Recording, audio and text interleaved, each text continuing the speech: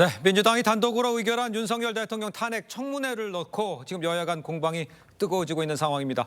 민주당 국민의힘 전 대변인 김민수, 국민의힘 전 대변인 강성필, 민주당 국민소통위 부위원장과 함께 정치권 소식을 자세히 짚어보도록 하겠습니다. 안녕하십니까? 안녕하세요. 반갑습니다.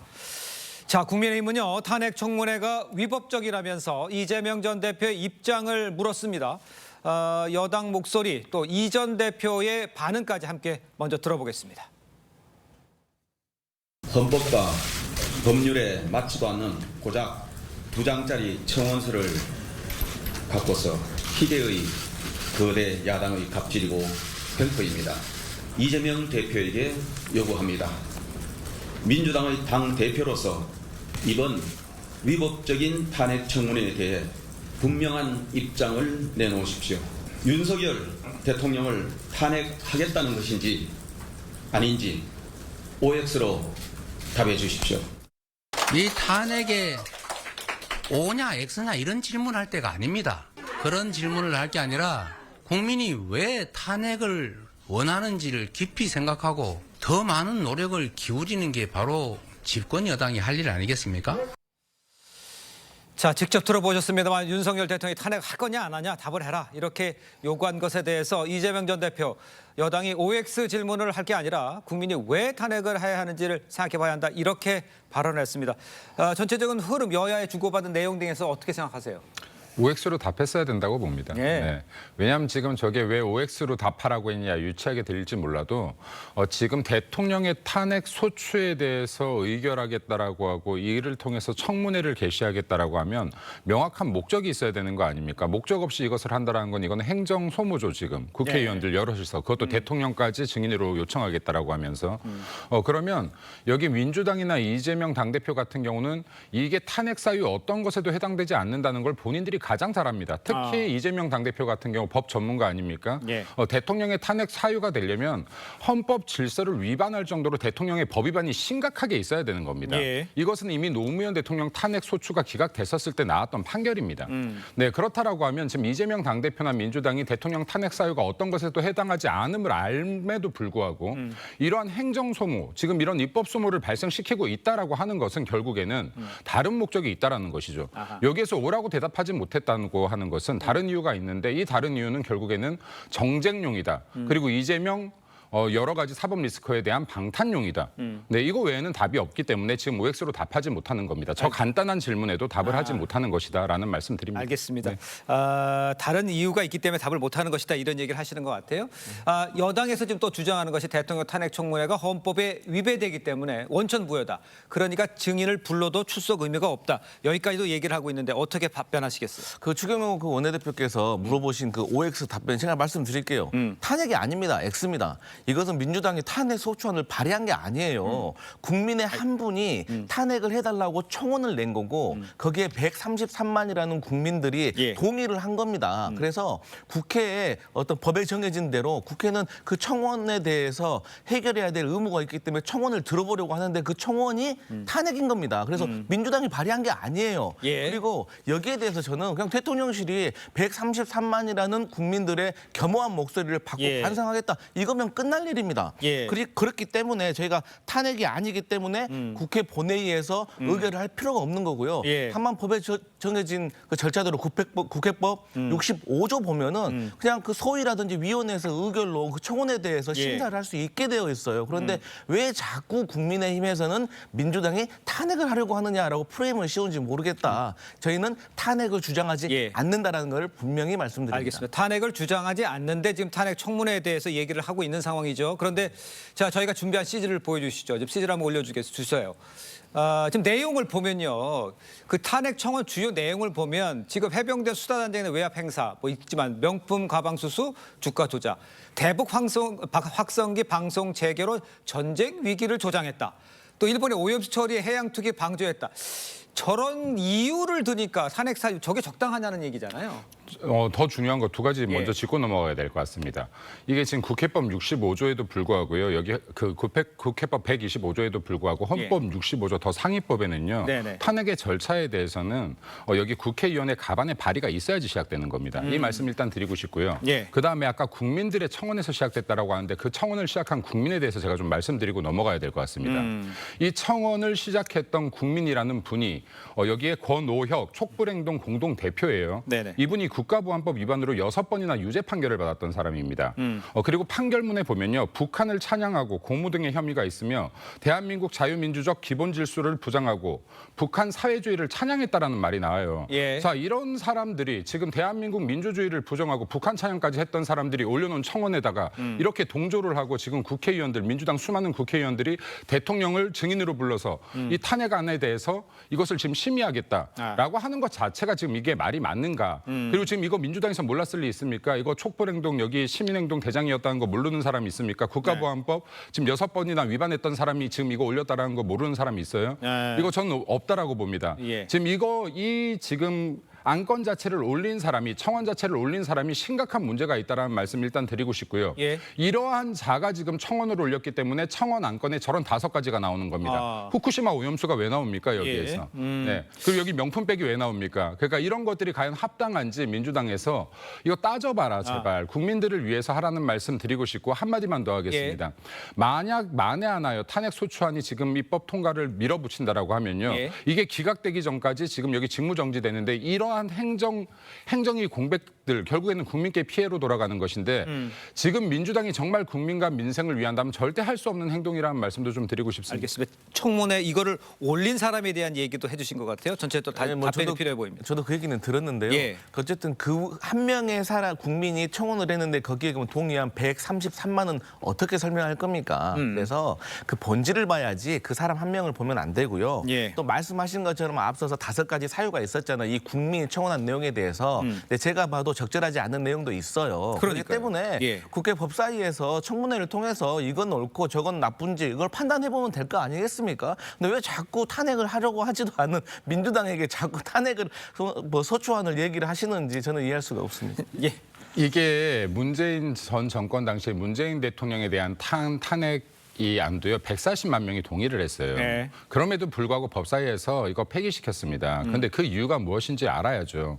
그때 당시에 우리 당 역시도 이걸 정쟁으로 활용 못해서가 아니고요. 예. 이것은 대한민국의 행정과 그리고 헌법 질서를 위해서 아닌 것은 그냥 처분시키는 거예요. 그런데 지금 이거 민주당에서는요. 지금 거대 야당이 정말 할 짓이 아닌 것들을 하고 있다. 제도를 너무나 악용하고 있다는 말씀을 드립니다. 네. 제도 악용 얘기도 하셔서 첨언 드리자면 그 정청래 법사위원장이 여당이 없는 상태에서 그냥 통과했잖아요. 얘기도 듣지 않은 상태에서 그런 것까지도 합해서 지적을 하시는 것 같아요. 네, 맞습니다. 물론 그렇게 하려고 청문회 들어보자 했다는 그 취지는 이해하나 절차상의 하자가 좀 많았다는 얘기를 하는 것 같아요. 네, 그러니까 여야가 합의를 해서 예. 같이 청문회를 열면 얼마나 좋겠습니까? 예. 그러니까 말씀하신 대로 여당이 빠지는 상황에서 민주당이 의결을 해서 청문회 추진을 하는 것은 매우 아쉬운 부분입니다. 예. 근데 말씀드려야 되는 것이 문재인 정부에 있어서 그때 문재인 대통령 탄핵 같은 경우는요. 그 정책적인 문제였어요. 그러니까 코로나19와 관련해가지고 예. 외국인들을 폐쇄해야 된다, 못 들어오게 해야 된다라는 정책적인 문제에서 찬반이 있었고요. 네네. 또 탄핵을 반대하는 거에 대한 그 청원도 150만 정도가 됐다는 점에 대해서 말씀드리고 지금은 다시 말씀드리지만 어쨌든 그 지금 정부에 대한 탄핵을 민주당이 주장하는 게 아니고 그저 국회에 133만의 청원이 들어와서 정해진 국회법에 따라서 저희가 청문회를 열고 말씀하신 그 5가지 중에서도 옳고 그름에 대해서 한번 따져보자는 거지 그 지금부터 예단을 해서 민주당이 탄핵을 한다 이런 오해는 안 하셨으면 좋겠습니다. 알겠습니다. 예. 네.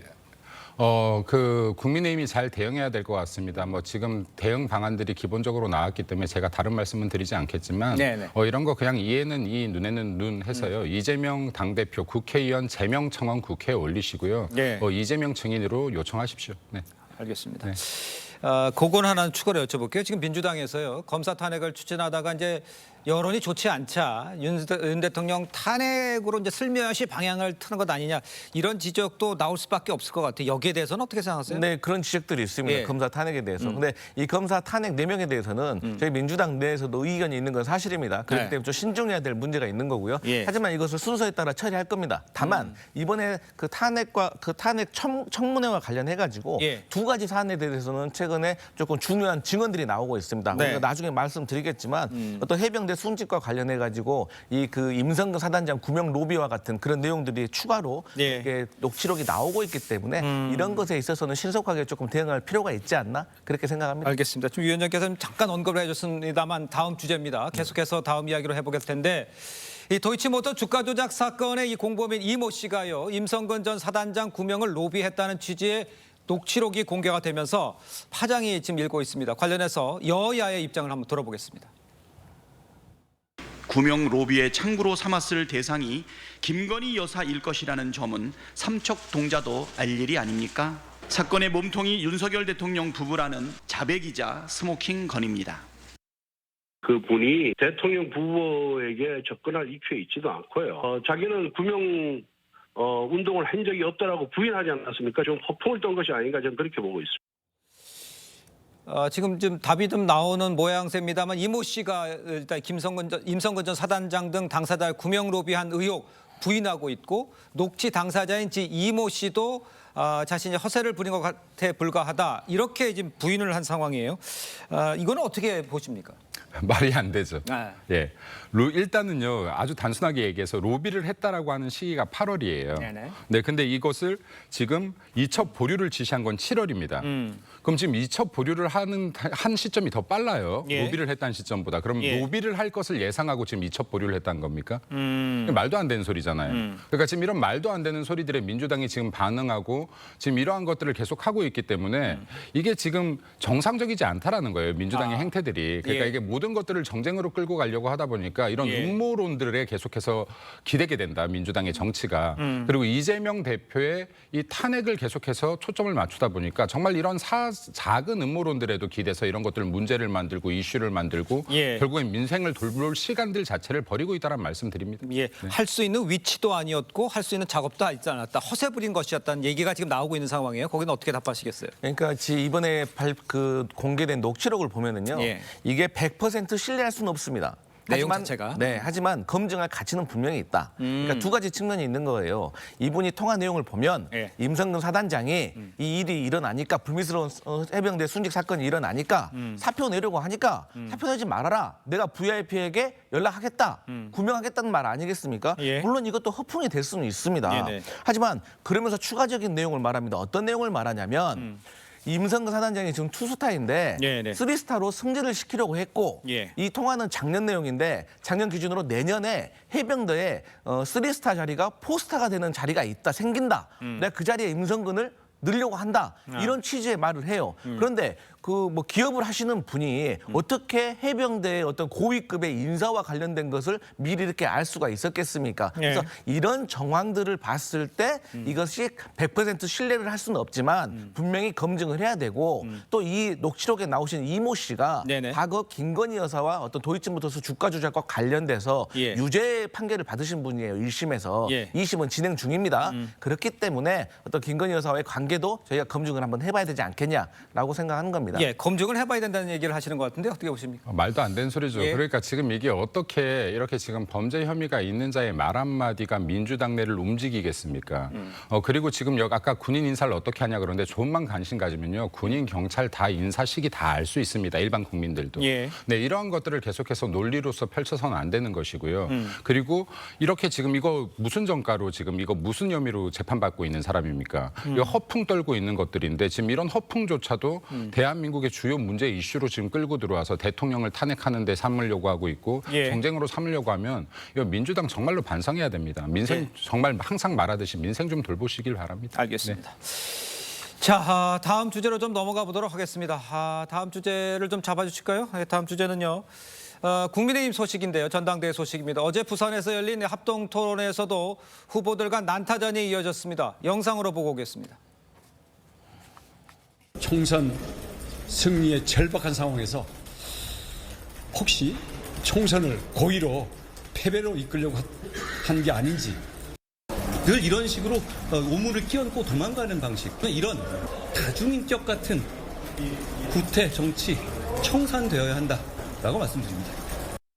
원희룡 한동훈 후보의 싸움이 너무 거칠고 구태의 전형을 두 분 다 양쪽 후보 다 보여주고 있기 때문에 모두 좀 중단해 주었으면 하는.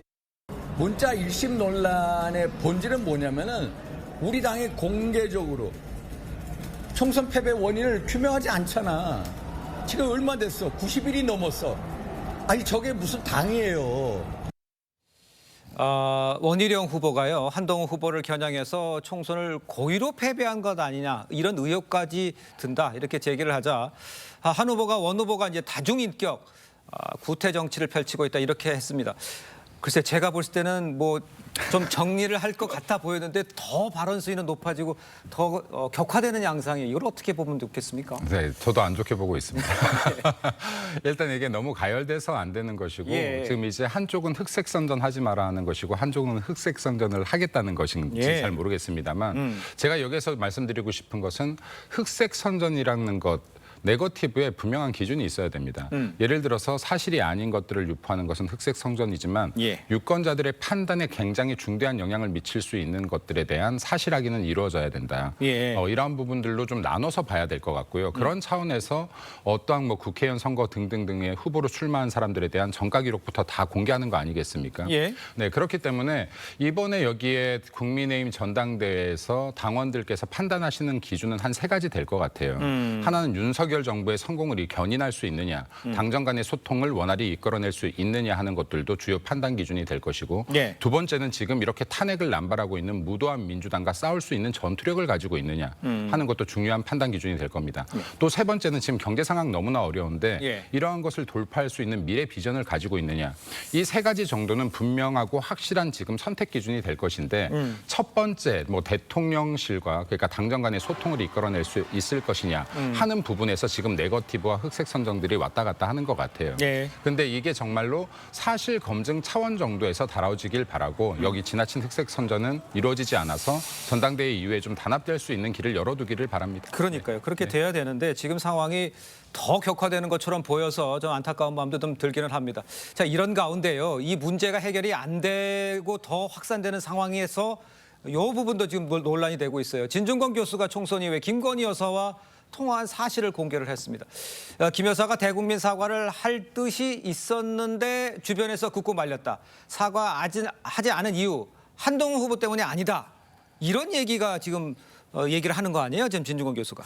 저는 그 삼자적인 입장에서 국민의힘은 요즘 들어 왜 무슨 일만 일어나면 다 이렇게 폭로가 이어지는지 정말 보기 안 좋다는 말씀을 먼저 드리고 싶고요. 예. 이 문자의 메시지 무시의 논란의 본질은 2가지예요. 네. 하나는 그 특수관계인 한동훈 후보가 그 김건희 여사의 어떤 문자에 대해서 무시한 것이 과연 우리 대한민국 정서상 맞나? 그러니까 일종의 배신 여론인 거죠. 이게 본질 첫 번째고요. 두 번째로는 예. 사과를 할까 말까 고민하고 있는 영부인에게 사과를 이끌어내지 못한 예. 한동훈 당시 비대위원장의 정무적인 판단 능력에 대해서 네. 이분이 과연 나중에 당대표가 됐을 때 당을 제대로 잘 이끌 수 있는가라는 예. 능력에 대한 의문이 있는 겁니다. 이 2가지가 사실 큰 본질이에요. 문자 예. 무시 논란에. 그리고 세 번째는 이제 진중권 교수와 김건희 여사와 이게 통화를 57분 했다고 하잖아요. 네네. 그래서 이것은 본질하고는 별 상관이 없습니다. 그러니까 어차피 김건희 여사는 당시에 사과를 할까 말까 고민을 많이 했던 거예요. 그래서 그 상의를 한동훈 당시 비대위원장하고도 하고 싶었던 것이고 예. 다른 지인들하고도 많이 상의를 했던 것 같아요. 근데 이런 거 흔히 좌파라고 불리는 진중권 교수와 57분 동안 통화를 하고 상의를 했다는 것은 이 한동훈 후보에게는 그 별다른 악영향은 없지만 오히려 대통령과 영부인께서 어떤 진중권 교수와 이렇게 통화를 오래 하고 상의하는 관계라는 것을 지지층들이 알게 된다면 이것이 정체성에 대한 혼란이 오지 않을까 그런 우려가 됩니다. 그러니까 전체적으로 보면 지금 내용을 보면요, 지금 그 사과를 하고 하는 것에 대해서 한동훈 비대위원장이, 당시 비대위원장이 자기 관련이 없다. 그거는 그 윤 대통령 친윤 사람들이 이걸 막으려고 했던 것이다라는 것을 얘기가 하려는 거 아니에요. 그렇다 보면 이 내용에 대해서 이제 해석을 여러 가지로 하는 거잖아요. 어떻게 해석을 하십니까? 두 가지 말씀드리겠습니다. 네, 첫 번째 사건 본질은요. 전 전체적으로 모두가 다 잘못 보고 있다고 생각합니다. 지금 이 문자를 씹었냐 안 씹었냐는 이미 지난 것이고 중요한 것이 아닌데요. 네, 근데 지금 정말로 중요한 것은 아까 제가 말했던 유권자들의 판단 기준에 있습니다. 네네. 유권자들의 판단 기준 제일 중요한 것 중에 하나가 윤석열 정부를 어떻게 해야 성공시킬 것이냐, 원활한 소통이 가능한 것이냐인데요. 문자를 씹었다 안 씹었다 이 갈등의 골이 얼마나 깊다로 이것을 판단할 수 있는 주요 근거가 되기 때문에 확인하려고 한다는 것이다라는 말씀을 좀 드리고 싶고, 그리고 아까 이제 이렇게 폭로전이 이어지냐라고 했는데 이거는 선거이기 때문에 그렇고 이 해당자들이 출마를 했기 때문에 그렇습니다. 예, 민주당 지금 이재명 당대표의 대장동 사건부터 폭로가 이어졌던 것, 지난 대선에 민주당 경선 과정에서 다 폭로가 이루어졌던 건이라는 말씀도 좀 드립니다. 알겠습니다. 네, 검증 과정에서 이루어지는 것이라는 말씀드립니다. 알겠습니다. 자, 이렇게 이제 서로 이제 폭로전 또 누가 잘못했느냐 이 논란이 빚어지는 것은 결론적으로 이번 전당대회에 어떤 결과를 미칠까 이게 좀 관심이지 않아요? 저 그래픽을 한번 좀 올려봐 주시죠. 이런 논란이 계속되고 있는 가운데서도 지금 쭉 보입니다만 제가 일일이 뭐 말씀드리지는 않겠습니다만 한동훈 후보에 대한 지지 이게 이제 무당층을 포함했거나 국민의힘 지지층 포함해서 다 지금 앞서고 있는 상황으로 나오고 있어요. 저렇게 공격이 죄송합니다만 3대 1로 공격이 이루어지고 있는 상황에서도 유지되고 있다. 이거는 어떻게 평가를 하십니까? 일단은 여기에 여론조사에서 가장 신뢰도를 좌우하는 것은 표본인데요. 그렇죠. 예를 들어서 지금 여론조사에서 오차 범위가 플러스 마이너스 3만 넘어가도 이거 신뢰성이 없다라고 합니다. 근데 지금 본 여론조사와 국민의힘 당원들 같은 경우는 표본이 사실 완전히 다르다라고 봐야 된다. 이 전대에서요. 이준석 당대표와 나경원 대표 같은 경우에 여론조사상에는 이준석 대표가 24% 앞서고 있었습니다. 네, 하지만 실제 결과는 나경원 대표가 4%를 앞섰죠, 당원에서. 이것은 오차 범위가 아니라 오차가 28% 발생했다는 거거든요. 그럼 오차 28%라는 건 여론조사의 표본 자체가 아예 틀렸다라고 보는 것이 맞다. 그럼 지금 이번도 마찬가지인데 단지 국민의힘 지지자들을 대상으로 그리고 이거 당원 이 두 파트는 아예 다른 표본이다라고 보시는 것이 맞고 지금 나오는 여론조사는 여론을 끌고 나가기 위한 여론조사가 될지 몰라도 실제 결과와는 전혀 다른 여론조사가 될 것이라는 말씀드립니다. 알겠습니다. 결과는 저 여론에서 되지 않을 것이라는 얘기를 해주셨는데 그렇다면 지금 문제는 그 2차로 가느냐가 문제이지 않겠어요? 그렇다면 지금 보시기에는 뭐 어떻게 될지는 모르겠습니다만 2차까지 갈 가능성은 높게 보십니까, 밖에서? 저는요 최근에 문자 논란이 터졌습니다. 그리고 한동훈 후보의 어떤 댓글팀 논란도 터지고, 원희룡 후보가 제기했던 공천에 가족이나 인척이 개입했다는 이런 네거티브가 계속해서 터지고 있잖아요. 한동훈 후보에 대해서. 그럼에도 불구하고 저렇게 지지율이 막강하게 압도적으로 이기고 있다는 거는 아무래도 어떠한 네거티브도 지금 한동훈의 대세론을 꺾기에는 어려운 상황인 것 같다. 이것은 국민의힘 지지층이 어쨌든 대통령과의 갈등을 불안해하는 요소보다 앞으로의 강력한 리더십을 통해서 정권 재창출에 조금 더 무게를 두고 있다고 저는 보여지고 있기 때문에 아무래도 지금 추세로 간다면 1차에 끝날 것 같다. 이런 판단해 봅니다. 알겠어요. 저 여론조사를 좀 믿는 축이라고 이해를 할 수 있을 것 같습니다. 자, 두 분 말씀은 오늘 여기까지 듣겠습니다. 고맙습니다.